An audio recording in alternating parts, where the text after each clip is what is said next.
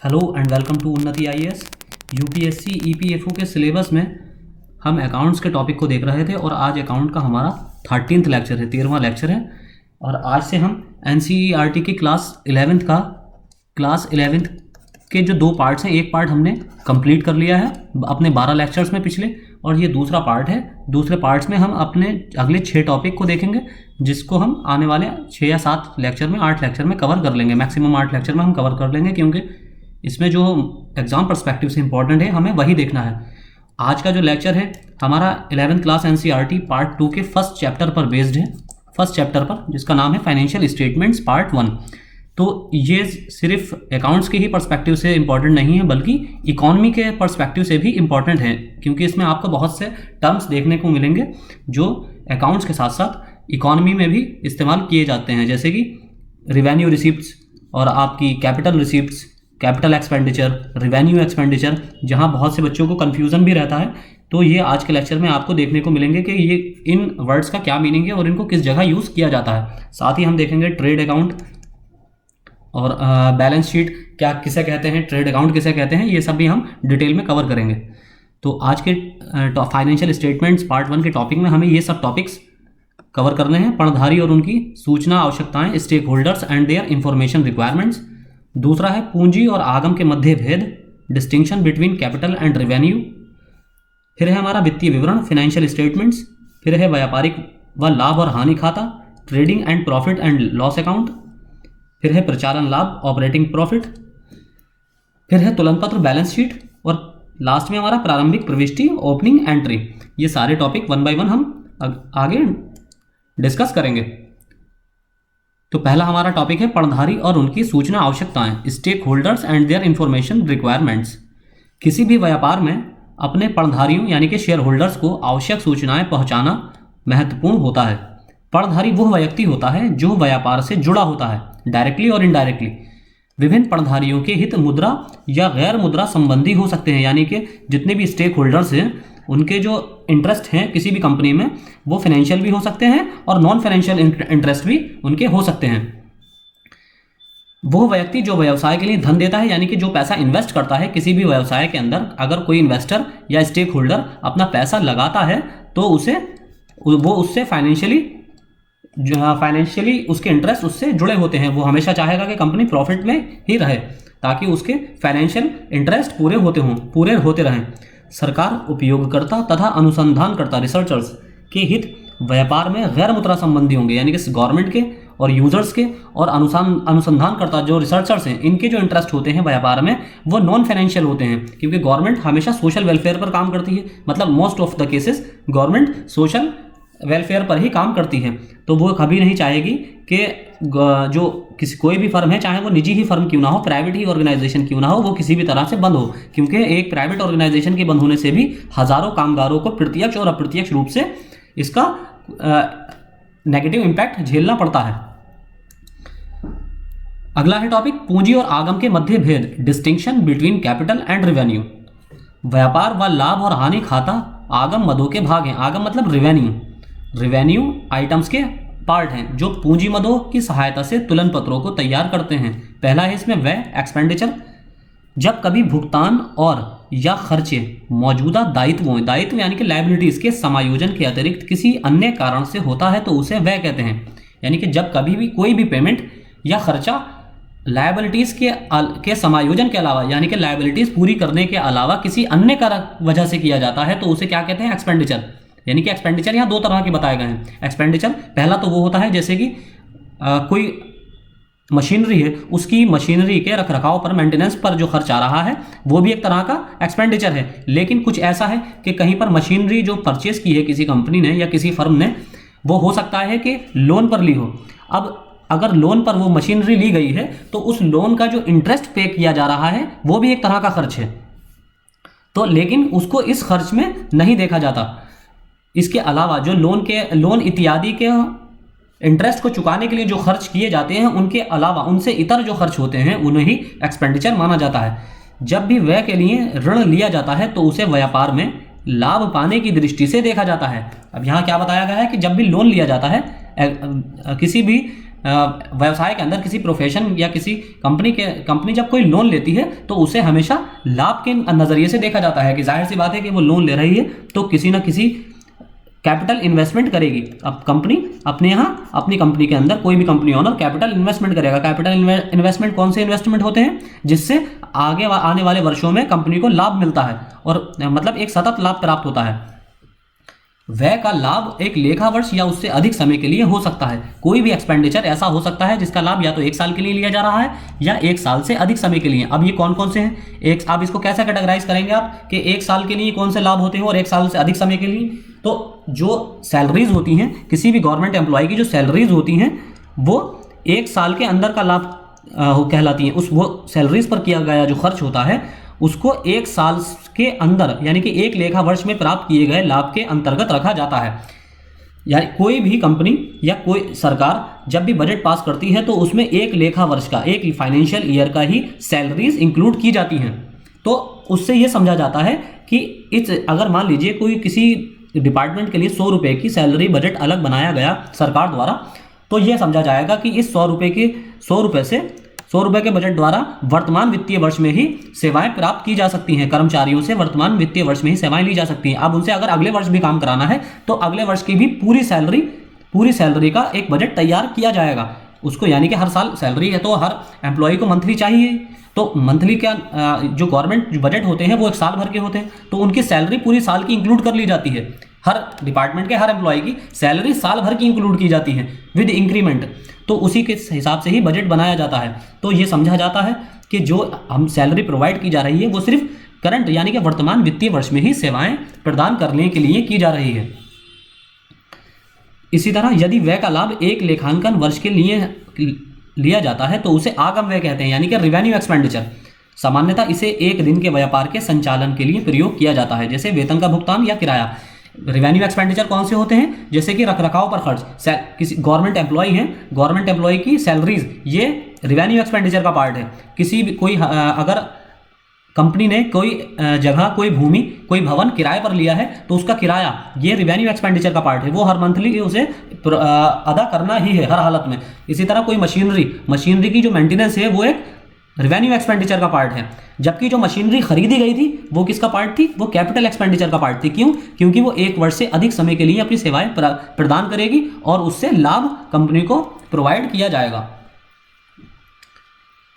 आगे वर्तमान लेखांकन वर्ष में किया गया वेतन का भुगतान व्यापार को आने वाले लेखांकन वर्ष में लाभ नहीं देता है, क्योंकि जैसे मैंने आपको बताया कि लेखांकन वर्ष जो बजट बनाया जाता है वो किसी भी गवर्नमेंट डिपार्टमेंट के कर्मचारियों की 1 वर्ष की पूरी सैलरी को इंक्लूड करके बनाया जाता है। और ये माना जाता है कि अब जाहिर सी बात है कि अगर 100 रुपये किसी डिपार्टमेंट का बजट आ रहा है सैलरीज का, किसी डिपार्टमेंट के एम्प्लॉयज़ की सैलरीज का, अगर 1 साल का बजट 100 रुपये है तो जाहिर सी बात है तो वो 1 साल के बाद कंपनी एम्प्लॉयज़ दोबारा अपनी सैलरी की डिमांड करेंगे ना, मंथली। वो तो मंथली डिमांड करता है हर एम्प्लॉय अपनी सैलरी का, तो उसको हर मंथ में सैलरी प्रोवाइड करना ही है।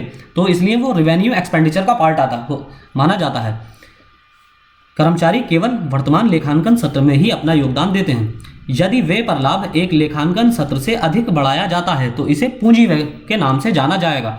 यानी कि जैसे कि फर्नीचर, जैसे आपका मशीनरी, जैसे कि कोई भवन, कंपनी का कोई भवन, ये सारे जो इन पर जो खर्च किए जाते हैं ये कैपिटल एक्सपेंडिचर का पार्ट होते हैं। कैपिटल एक्सपेंडिचर ऐसे खर्च यानी कि पूंजीगत व्यय वो व्यय होते हैं जो 1 साल से अधिक समय के लिए किए जाते हैं पर्पस से। यानी कि अगर कोई भवन खरीद रहा है तो ऐसा तो है नहीं 10 या 11 महीने में उसको तोड़ देगा, उसको ढा तो नहीं देगा वो, तो उससे 1 साल से ज़्यादा समय तक की सर्विसेज कंपनी को प्रोवाइड होंगी, तो इसका लाभ उसे कंपनी को निरंतर मिलता रहेगा। हालांकि इसके रखरखाव पर जो खर्च आएगा ईयरली वो रेवेन्यू एक्सपेंडिचर का पार्ट होगा। अब दोनों में डिफरेंस समझने की कोशिश कीजिए कि अगर कोई भवन या मशीनरी खरीदी जाती है किसी कंपनी के द्वारा, एक तरह से इन्वेस्टमेंट किया जाता है अपनी कंपनी को एक्सपेंशन के लिए या प्रोडक्शन को बढ़ाने के लिए, कोई कंपनी भवन या मशीनरी में खर्च करती है तो वो कैपिटल एक्सपेंडिचर का पार्ट होगा। लेकिन इसी भवन और मशीनरी को जो हर साल रखरखाव पर जो खर्च आ रहा है वो रेवेन्यू एक्सपेंडिचर का पार्ट है। यहाँ एग्जाम्पल दिया गया है कैपिटल एक्सपेंडिचर का, जैसे व्यापार में प्रयोग आने वाले फर्नीचर का भुगतान, वर्तमान लेखांकन सत्र में लिया गया फर्नीचर आने वाले कई लेखांकन सत्रों को लाभ पहुंचाएगा। क्योंकि जाहिर सी बात है कि फर्नीचर वो तो एक्सेप्शन केस हो सकता है कि मान लीजिए कोई प्राकृतिक आपदा आ गई जिससे फर्नीचर खराब हो गया या भवन की जो भवन क्षतिग्रस्त हो गया, वो तो एक प्राकृतिक आपदा है और उसको एक्सेप्शन केसेस में रखा जाता है। यहाँ आप नॉर्मल कंडीशंस में अगर देखें तो कोई भी भवन हो या कोई मशीनरी हो वो कई साल तक सर्विसेज प्रोवाइड करती है, इसलिए हमेशा कैपिटल एक्सपेंडिचर का ही पार्ट कहलाती है। अगला है पूंजीगत व्यय और आगम व्यय में निम्नलिखित अंतर पाए जाते हैं। पहला, पूंजीगत व्यय व्यापार की आय क्षमता बढ़ाता है। जैसा कि मैंने आपको बताया, पूंजीगत व्यय किस पर्पज से किए जाते हैं? किसी भी कंपनी में इन्वेस्टमेंट के पर्पज से, यानी कि इन्वेस्टमेंट क्या कब करा जाता है? जब कोई आगे भविष्य में लाभ प्राप्त करना हो। इसी तरह जो व्यापार की क्षमता बढ़ाने के लिए या बिजनेस को एक्सपेंड करने के लिए, बिजनेसेस को एक्सपेंड करने के लिए कैपिटल एक्सपेंडिचर करे जाते हैं। कोई मशीनरी, अगर एक मशीनरी है किसी कंपनी के अंदर, कोई कंपनी ए है, उसके अंदर एक मशीनरी है जो 100 पेंसिल का प्रोडक्शन कर सकती है एक साल में, और यहाँ डिमांड ज़्यादा है, हो सकता है उस मार्केट के अंदर डिमांड ज़्यादा हो, तो कंपनी ए का ऑनर ये सोचे कि एक मशीन और परचेज कर लूँ, दूसरी मशीन आ जाए तो 100 पेंसिल्स का प्रोडक्शन और होने लगेगा। तो ये एक तरह का कैपिटल एक्सपेंडिचर होगा, क्योंकि अब इससे इसको प्रॉफिट भी मिलेगा। जबकि आगम व्यय की क्षमता को यथास्थिति में बनाए रखता है, यानी कि इसकी क्षमता, इस मशीन की जो आउटपुट है 100 यूनिट पेंसिल्स जो प्रोवाइड कर रही है, बना रही है, ये यथास्थिति यानी कि ये सस्टेन रह सके, हर साल ये 100 ही यूनिट पेंसिल का प्रोडक्शन करे ये मशीन, तो इसकी इस क्षमता को बनाए रखने के लिए इसके रखरखाव पर जो खर्च होगा पैसा, वो रेवेन्यू एक्सपेंडिचर का पार्ट कहलाएगा। दूसरा है पूंजी व्यय चल संपत्ति को अधिग्रहित करने के लिए प्रयोग किया जाता है, जबकि आगम व्यय किसी भी दिन व्यापार के संचालन के लिए प्रयोग में लाई जाती है। यानी कि डेली के डेली जो एक्सपेंसेस होते हैं, कि सैलरी के एक्सपेंसेस या फिर परिवहन का एक्सपेंसेस, ये सारे डेली के डेली होने वाले एक्सपेंसेस हैं, तो ये सारे रेवेन्यू एक्सपेंडिचर में आते हैं। जबकि पूंजीगत व्यय चल संपत्ति को अधिग्रहित करने के लिए किया जाता है, मूवेबल एसेट्स जो होते हैं। साधारणतः आगम व्यय पुनर्गमन व्यय है, जबकि पूंजी व्यय पुनर्गमन व्यय नहीं है। पुनर्गमन व्यय कौन से होते हैं? पुनर्गमन व्यय जो कि डेली के डेली खर्च होने हैं, यानी कि बार बार जिन पर खर्चा किया जाना है, और पूंजीगत व्यय उन पर बार बार खर्चा नहीं किया जाता है, एक आध बार ही खर्चा किया जाता है। और दूसरी चीज़ ये है कि पूंजीगत व्यय जो किए जाते हैं उनको भविष्य में बेचने के इरादे से परचेज नहीं, उन पर खर्चा जो किया जाता है वो भविष्य में बेचने के इरादे से नहीं किया जाता। पूंजी व्यय एक या एक से अधिक लेखांकन सत्र के लिए लाभकारी होता है, जबकि आगम व्यय एक ही लेखांकन सत्र के लिए लाभकारी होता है। जैसे कि हमने पिछली स्लाइड्स में देखा था, सैलरी का एग्जांपल्स, जो ईयर की पूरे साल की सैलरी होती है एम्प्लॉइज़ की, वो एक साल तक ही लाभ देंगी, साल खत्म होते ही उनके लिए नया बजट तैयार करना पड़ेगा। फिर है पूंजी व्यय ह्रास का विषय है, यानी कि डेप्रिसिएशन, सब्जेक्ट टू डेप्रिसिएशन, तुलन पत्र पर लिखा जाता है।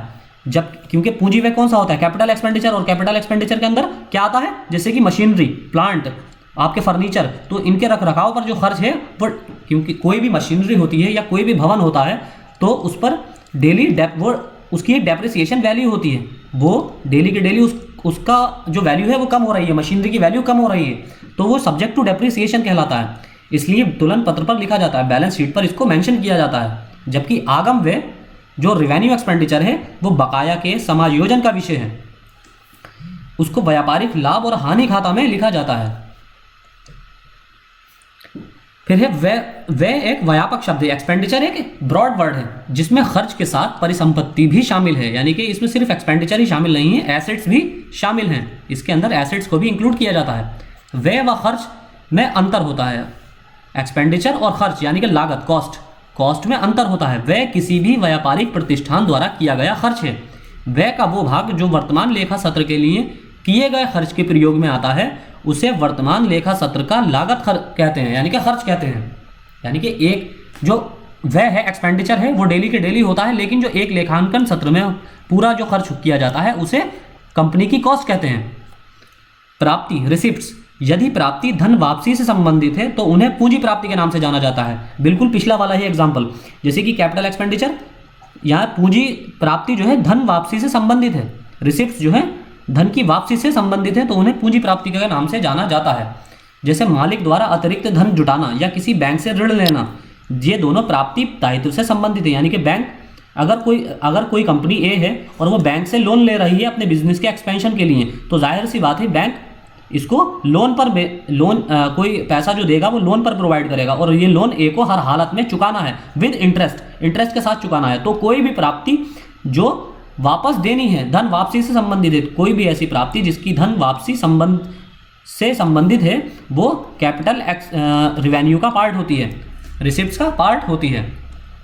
तो इसको एक दूसरे एग्जांपल से भी समझ सकते हैं कि कोई जैसे कि डिसइन्वेस्टमेंट जो आप अक्सर सुनते होंगे न्यूज़ में, ये किस चीज़ का पार्ट है? इससे कम जब सरकार अपना कोई शेयर बेचती है किसी PSUs के अंदर पब्लिक सेक्टर अंडरटेकिंग्स के अंदर, जैसे एयर इंडिया है या आपकी BHEL है या BSNL है, जब सरकार इसमें से अपने शेयर बेचेगी तो जाहिर सी बात है इसे पैसा प्राप्त होगा। मान लीजिए इसे 1 लाख करोड़ रुपए प्राप्त हो रहे हैं, तो ये क्या है?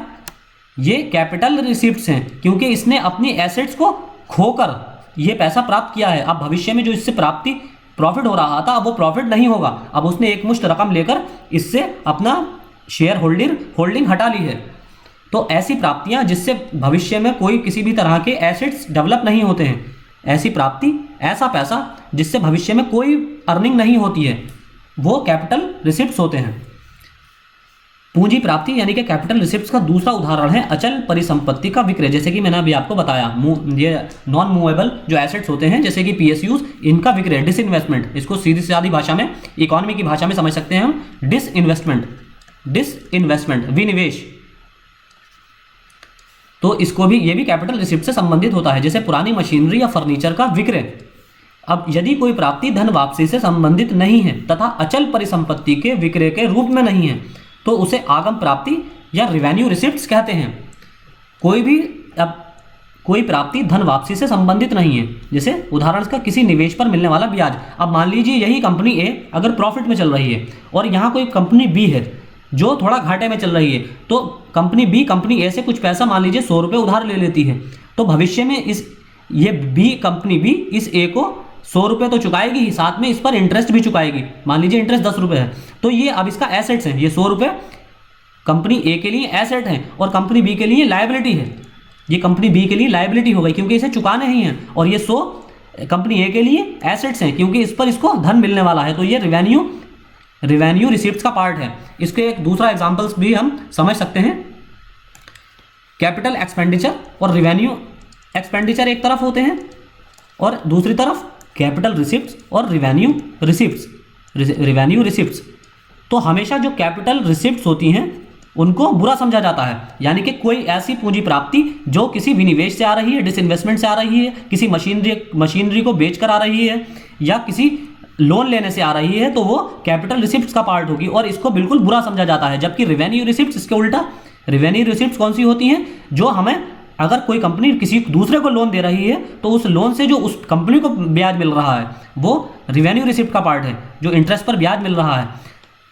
या फिर कोई किसी और तरह का शेयर, इसने कंपनी में कहीं शेयर खरीद रखे हैं तो उससे जो इंटरेस्ट प्रॉफिट मिल रहा है वो भी रिवेन्यू रिसिप्ट का पार्ट है। तो ये सारा इसमें रिवेन्यू रिसिप्ट्स में आएगा, इसको अच्छा समझा जाता है इकोनॉमी के अंदर। इसी तरह कैपिटल एक्सपेंडिचर और रिवेन्यू एक्सपेंडिचर में क्या फर्क है? कैपिटल एक्सपेंडिचर पूंजीगत व्यय ऐसे व्यय होते हैं जिनको करने के पश्चात भविष्य में इनसे पूंजी की प्राप्ति होती है। तो इसको कैपिटल एक्सपेंडिचर को अगर सरकार अपने बजट, इसलिए आप देखते होंगे कि जब भी बजट आता है तो जो बजट के जानकार हैं वो हमेशा ध्यान ये रखते हैं कि सरकार ने किस पूंजीगत व्यय ज़्यादा किए हैं या रिवेन्यू एक्सपेंडिचर ज़्यादा किए हैं।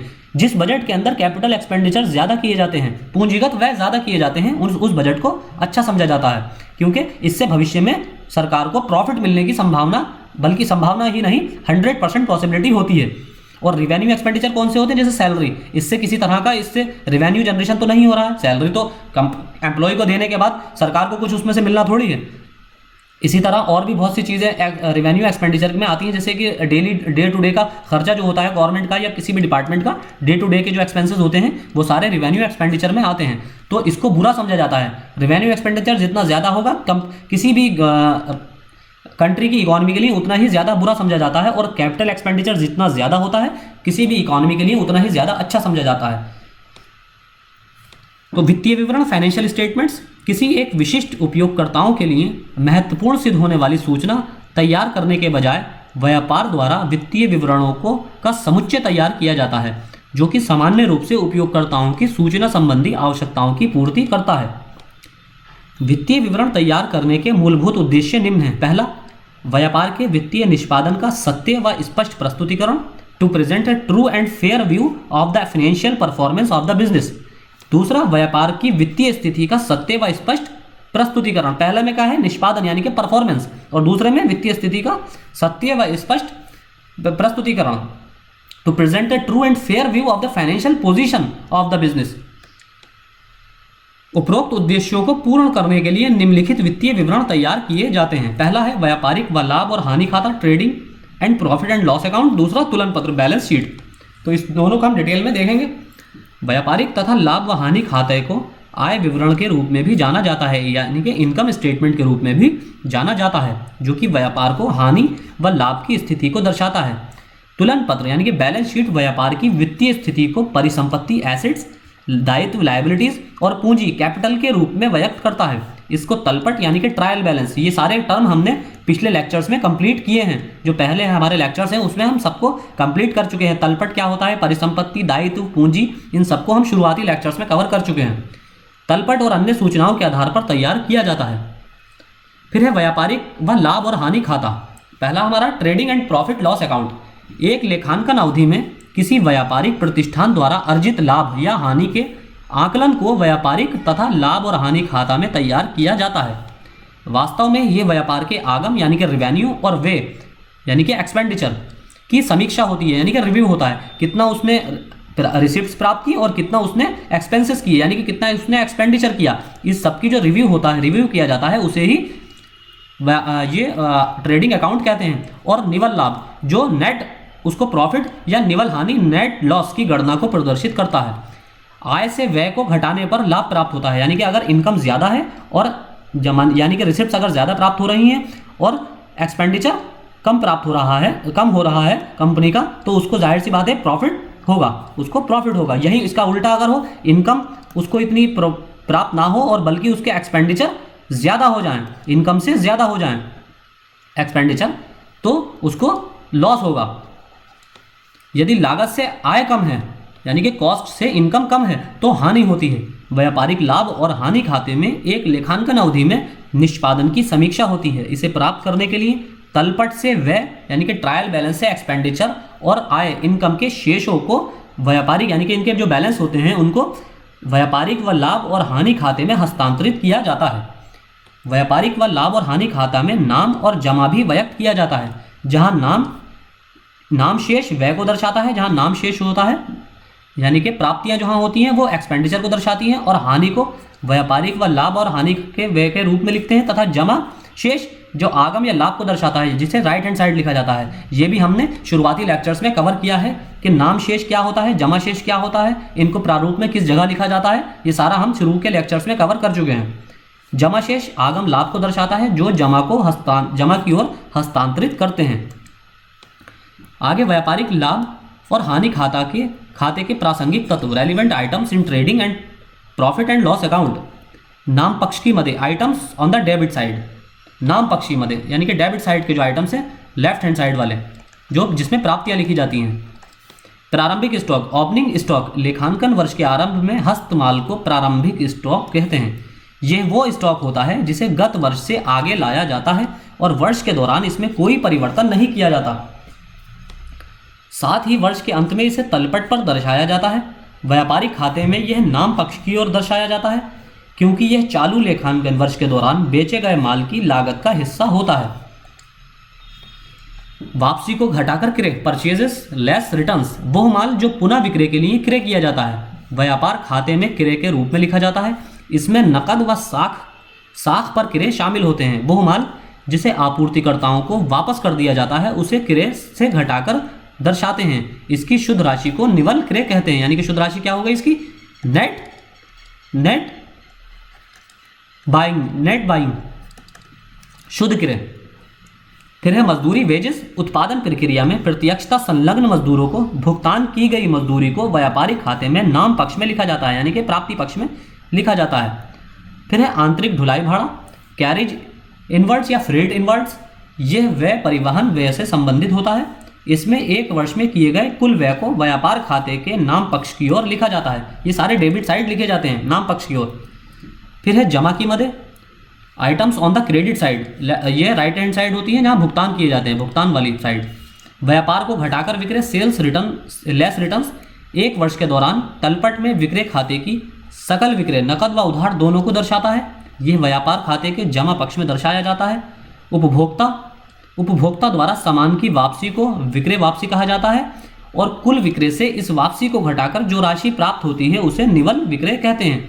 यानी कि जो विक्रय से वापसी हो गई है, जो सामान वापस आ जाता है विक्रय करने के पश्चात, उसको घटाने के बाद नेट जो है, मान लीजिए 100 रुपये की सेल की, 100 किसी सेलर ने, और उसमें से 20 रुपये का सामान वापस आ गया, तो जो नेट सेलिंग कितनी हुई उसकी 80 रुपये की सेलिंग हुई, तो उसे निवल विक्रय कहते हैं, नेट सेलिंग। अन्य आय अदर इनकम्स, वेतन के अतिरिक्त अन्य लाभ और आय को लाभ हानि खाते में लिखा जाता है। ऐसी आय के उदाहरण किराए की प्राप्ति, लाभांश की प्राप्ति, बट्टा की प्राप्ति, बट्टा यानी कि डिस्काउंट, हमने देखा था पिछले लेक्चर्स में, डिस्काउंट, कमीशन की प्राप्ति आदि है। अब है सकल लाभ और निवल लाभ की अवधारणा, concept of gross profit and net profit. व्यापारिक और लाभ व हानि खाते को दो खातों के मिश्रण के रूप में भी देखा जा सकता है, जिसमें व्यापारिक खाता और लाभ और हानि खाता शामिल हैं। व्यापारिक खाता सकल लाभ को प्राप्त करने का प्रथम भाग है, सकल लाभ को प्राप्त करने का प्रथम भाग है। लाभ व हानि खाता निवल लाभ प्राप्त करने का द्वितीय भाग है। किसी भी ट्रेडिंग अकाउंट में जो व्यापारिक खाता होता है वो सकल लाभ को प्राप्त करने का प्रथम भाग होता है, और लाभ व हानि खाता निवल लाभ प्राप्त करने का जो प्रॉफिट एंड लॉस अकाउंट होता है वो इसका सेकंड पार्ट होता है। व्यापारिक खाता ट्रेडिंग अकाउंट, इसको व्यापार की मूलभूत प्रचालन प्रक्रिया के आधार पर तैयार किया जाता है। मूलभूत प्रचालन प्रक्रिया के उत्पादन, क्रय और माल के विक्रय शामिल होते हैं। इस खाते को बनाने का अभिप्राय यह ज्ञात करना है कि क्या व्यापार, विक्रय और ग्राहकों को प्रदान की जाने वाली सेवाएं व्यापार के लिए लाभप्रद हैं या नहीं। फिर है परिचालन लाभ, ऑपरेटिंग प्रॉफिट।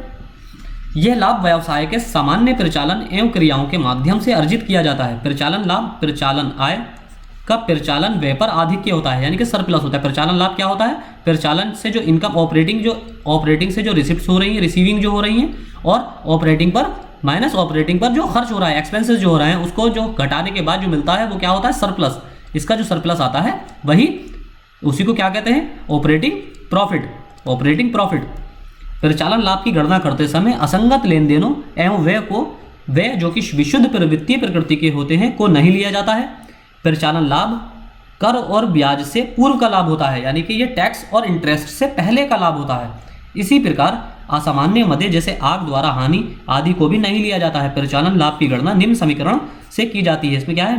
परिचालन लाभ बराबर निवल लाभ यानी कि ग्रॉस प्रॉफिट प्लस अपरिचालन व्यय expenditure, non operating expenditure minus अपरिचालन आय, नॉन ऑपरेटिंग इनकम। उसके बाद ही ग्रॉस प्रॉफिट निकल कर आता है। अब है हमारा अगला तुलन पत्र, बैलेंस शीट। तुलन पत्र एक तिथि विशेष पर परिसंपत्तियों और दायित्वों की वित्तीय स्थिति को ज्ञात करने के लिए तैयार किया गया विवरण है, स्टेटमेंट है। तुलन पत्र बैलेंस शीट क्या है? किसी एक निश्चित तिथि पर, यानी कि मान लीजिए कोई 1 अप्रैल की डेट है, 1 अप्रैल की डेट पर परिसंपत्तियों, एसेट्स और दायित्व, लायबिलिटीज, इनकी वित्तीय स्थिति को ज्ञात करने के लिए तैयार किया गया एक विवरण है। यानी कि इसको पता करने के लिए कि किस कंपनी की एसेट ज़्यादा है या लायबिलिटीज ज़्यादा है या दोनों बराबर हैं। अगर एसेट ज़्यादा है तो मतलब कंपनी प्रॉफिट में है, लायबिलिटीज ज़्यादा है तो मतलब कंपनी लॉस में है, और दोनों बराबर हैं तो कंपनी का ट्रेड जो है बैलेंस है, ना तो उसको प्रॉफिट में चल रही है ना लॉस में चल रही है, जो कि एक बहुत कंडीशन जो है पॉसिबल नहीं रहती है। परिसंपत्ति नाम शेषों को और दायित्व पूंजी को शामिल करके जमा शेषों को प्रदर्शित करते हैं।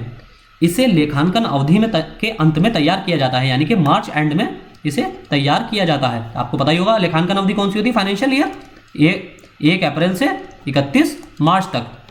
इसके पहले व्यापारिक और लाभ व हानि खाता तैयार किया जाता है। इसे तुलन पत्र इसलिए कहते हैं क्योंकि यह उन लेखांकन स्रोतों के शेष को वर्णित करता है जिन्हें व्यापारिक और लाभ व हानि खाते में हस्तांतरित नहीं किया जाता तथा आगामी वर्ष के प्रारंभ में सामान्य प्रविष्टियों की सहायता से आगे लाया जाता है। अब है तुलन पत्र का निर्माण, प्रिपेयरिंग बैलेंस शीट। तुलन पत्र में दायित्व, लायबिलिटीज, दायित्व क्या होते हैं? लायबिलिटीज परिसंपत्तियां, एसेट्स, पूंजी, कैपिटल संबंधी खातों को दर्शाया जाता है। पूंजी और देयताओं को बाईं ओर, यानी कि कैपिटल को और देयताएं लायबिलिटीज़ को बाईं ओर लिखा जाता है। बाईं ओर कौन सा होता है? Left hand side. अगर तुलन पत्र ये बैलेंस शीट का प्रोफार्मा है तो इसमें लेफ्ट हैंड साइड इसको कैपिटल को लिखा जाता है और लायबिलिटीज़ को लिखा जाता है, और परिसंपत्ति तथा अन्य नाम शेषों को दाईं ओर दर्शाया जाता है। एसेट्स को और अन्यों को, एसेट्स को और अदर्स को कहाँ दर्शाया जाता है? दाईं ओर, यानी कि राइट हैंड साइड, इस साइड दर्शाया जाता है। एकाकी व्यवसाय यानी कि जो सिंगल ऑनर फर्म होती हैं या साझेदारी व्यवसाय जो पार्टनरशिप फर्म होती हैं, उसके लिए तुलन पत्र का कोई निर्धारित प्रारूप नहीं होता है। अब यहाँ हम एक प्रारूप देखेंगे, इसका एक प्रोफार्मा है तुलन बैलेंस शीट का, कि यहाँ दायित्व जैसा कि हमने पिछले स्लाइड्स में देखा था कि दायित्व कहाँ थे? लेफ्ट हैंड साइड लायबिलिटीज और कैपिटल पूंजी, और दायित्व लेफ्ट हैंड साइड दर्शाए जाते हैं। यहाँ दायित्व और पूंजी, उसकी रकम, ये सारी लेफ्ट हैंड साइड दर्शाई जाती है, जबकि परिसंपत्तियाँ एसेट्स और जो अदर्स जो पैसा होता है, अदर पैसा जो होता है, अदर इनकम्स, वो सारी राइट हैंड साइड दर्शाई जाती हैं। दायित्व, लायबिलिटीज और कैपिटल को लेफ्ट हैंड साइड दर्शाया जाता है। तो ये एक सामान्य सा, जरूरी नहीं है कि प्रोफार्मा ऐसा ही हो, लेकिन लायबिलिटीज को लेफ्ट हैंड साइड और एसेट्स को राइट हैंड साइड ही किसी भी बैलेंस शीट में दर्शाया जाता है। अब है तुलन पत्र की प्रासंगिक मदें, relevant items in the balance sheet. पहला है चालू परिसंपत्ति, करंट एसेट्स। ये सारे टर्मिनोलॉजी बहुत इंपॉर्टेंट है एग्जाम पर्सपेक्टिव से, इन्हीं से ही डायरेक्ट क्वेश्चन आपको पूछे जाएंगे, इन्हीं की डेफिनेशन से क्वेश्चन पूछे जाते हैं, पहले भी पूछे जा चुके हैं। कि मैंने आपको कल के लेक्चर में बताया भी था कि लाभ और हानि खाता क्या होता है, इसे कैसे डिफाइन करते हैं, इस तरह के क्वेश्चन आ चुके हैं EPFO के एग्जाम में। ये वो परिसंपत्ति होती है जो कि नकद के रूप में या इसे 1 वर्ष के भीतर नकद के रूप में बदला जा सकता है। करंट एसेट्स क्या होते हैं? या तो ये नकद के फॉर्म में होते हैं, कैश फॉर्म में होते हैं, या फिर 1 वर्ष के भीतर इन्हें कैश के रूप में बदला जा सकता है। जैसे कच्चे माल का स्टॉक, जो स्टॉक है कंपनी के पास, अर्धनिर्मित सामान या पूर्व निर्मित सामान जो कि करंट फाइनेंशियल ईयर में जिसकी बिकने की उम्मीद होती है। अगला है हमारा स्थायी परिसंपत्ति, फिक्स्ड एसेट। ये परिसंपत्तियां प्रतिष्ठान के व्यावसायिक क्रियाओं को लंबे समय तक चलाने के लिए प्राप्त की जाती हैं। इन परिसंपत्तियों को पुनः विक्रय के लिए नहीं खरीदा जाता है। जैसे भूमि, भवन, संयंत्र, मशीनरी आदि। जैसे हमने क्या बात की थी? कैपिटल एक्सपेंडिचर में क्या बात की थी हमने? कैपिटल एक्सपेंडिचर में हमने आपको बताया था कि कैपिटल एक्सपेंडिचर वो होते हैं जैसे कि जिनसे 1 साल से 1 लेखांकन वर्ष से अधिक समय तक के लिए सर्विसेज ली जाती हैं। 1 साल से अधिक समय तक सर्विसेज ली जाती है। जैसे कि मशीनरी, जैसे कि भवन, कोई कंपनी का जो एरिया है, भूमि है, या फिर कोई किसी तरह का प्लांट या फर्नीचर, ये सारे 1 साल से अधिक समय तक के लिए नॉर्मली अपनी सर्विसेज देते हैं। तो ये फिक्स्ड एसेट हैं, ये किसी भी कंपनी के फिक्स्ड एसेट होते हैं। और हमेशा कंपनी अगर कोई प्लांट लगा रही है या कोई मशीनरी खरीद रही है तो उससे उसको प्रोडक्शन की यूज़ में लेती है, ना कि बेचने के लिए। कोई भी मशीनरी अपना प्रोडक्ट बेचती है, ना कि मशीन को थोड़ी बेचती है।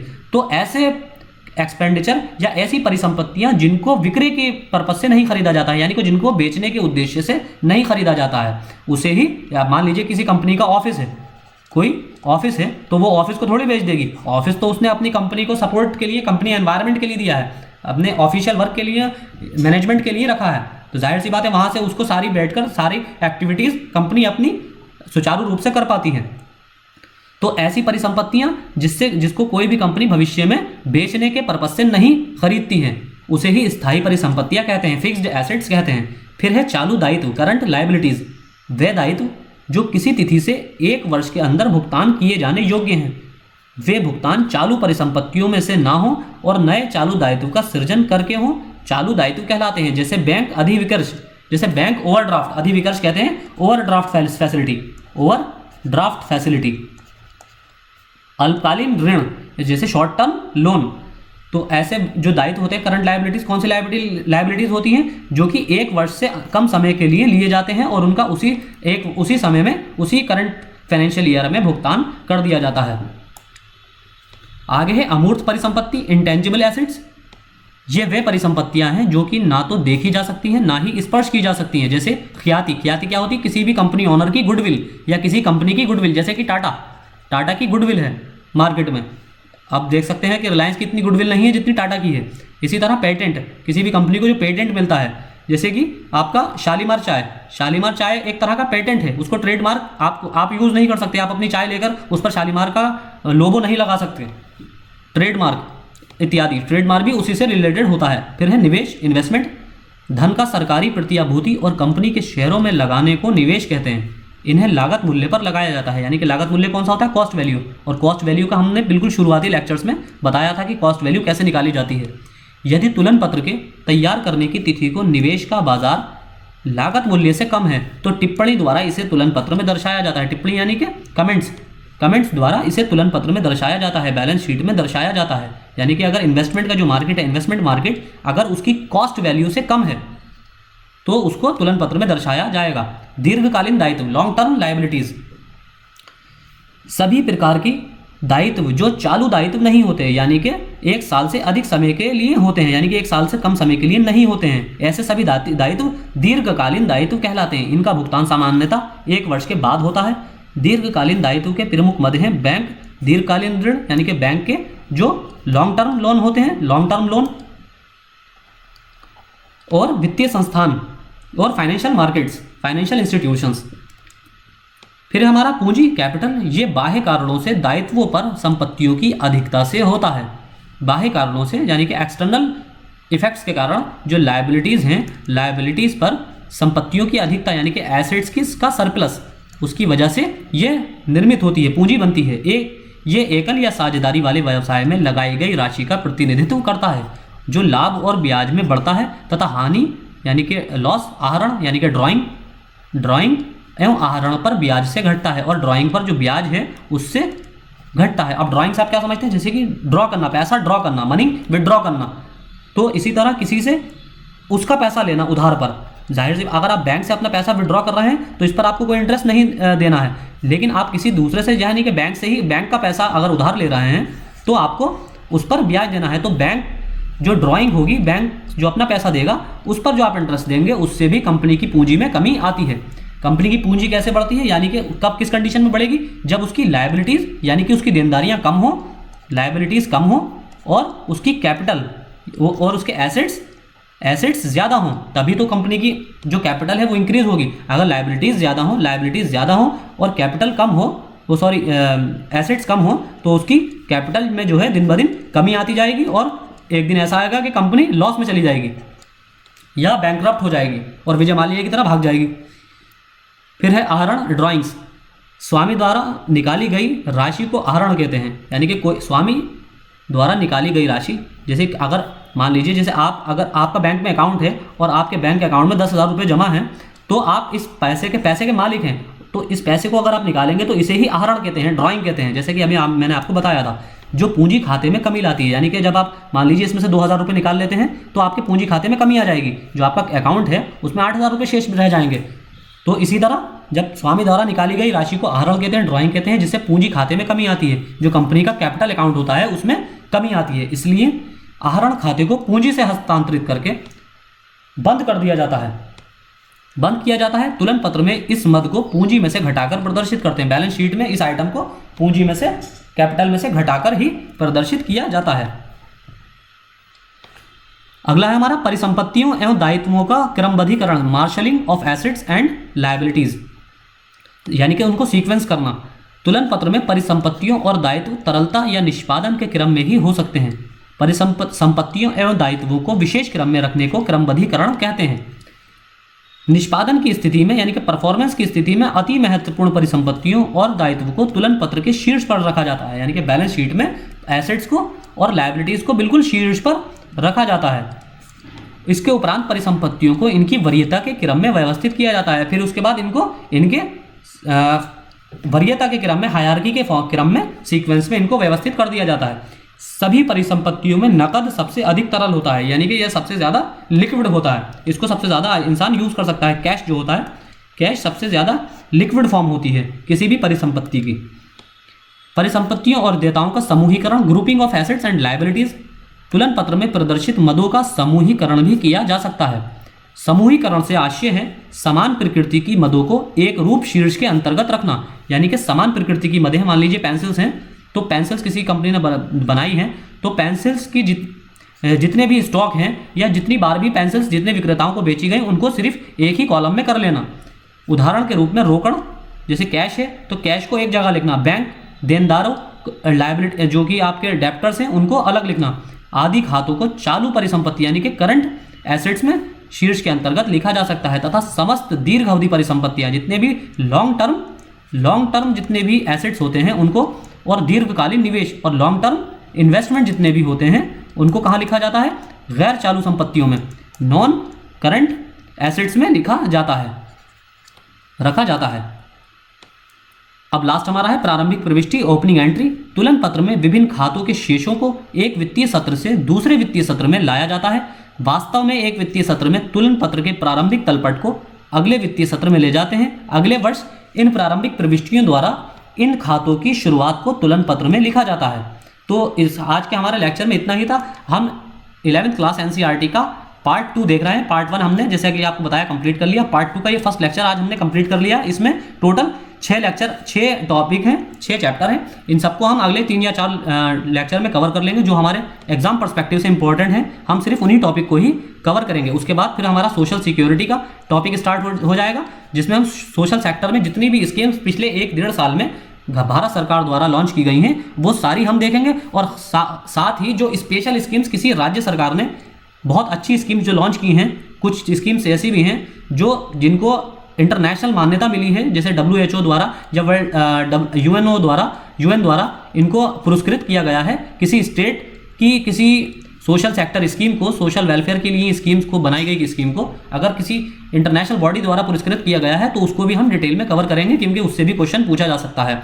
उसके बाद फिर हम सारे मॉक टेस्ट करेंगे, EPFO के मॉक टेस्ट लगाएंगे, हमारे चैनल पर आपको प्रोवाइड किए जाएंगे। UPSC IAS के मॉक टेस्ट प्रोवाइड किए जाएंगे, UPSC UPPSC RO ARO, इसी तरह UPPSC अपर PCS के आपको प्रोवाइड किए जाएंगे।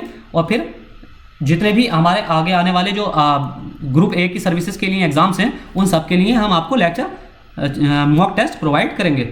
तो आज के लेक्चर में इतना ही। Thank you.